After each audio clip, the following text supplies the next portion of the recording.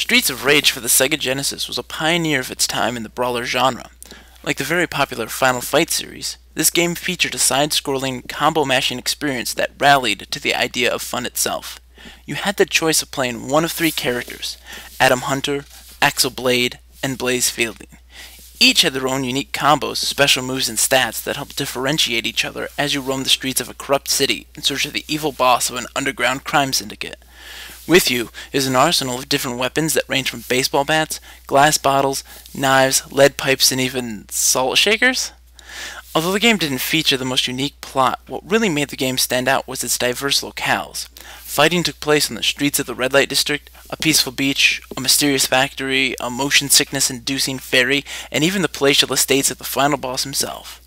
Add to these locales were a varied cast of characters that ranged from the most average, like the common thug that you see everywhere, to the most obscure whip-wielding dominatrix and axe-struggling clown. Even the bosses were unusual, as they seemed to take shape from many popular pop culture references. A Freddy Krueger boss, Macho Man Randy Savage, and what's this? A fire-breathing fat man? Even though these characters were the most outrageous, you couldn't help but love them, as they stood out in your mind as a memorable experience. Even more memorable is the soundtrack.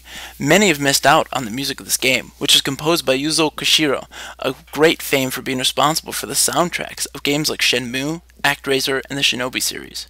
This music is great, and really gets you into the mood of the brawler experience perfectly. A huge plus, I have to say.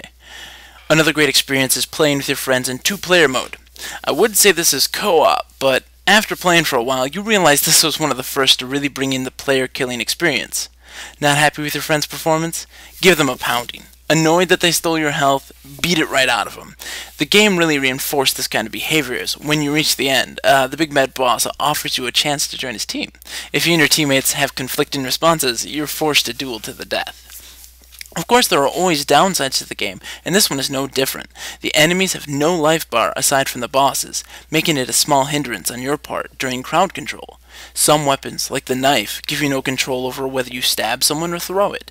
The worst facet of the game, though, is its difficulty. You are given 3 lives and 3 continues to reach the end of this 8-stage massacre. Some of the bosses are incredibly easy and a breeze, while others are the greatest hindrance in game history.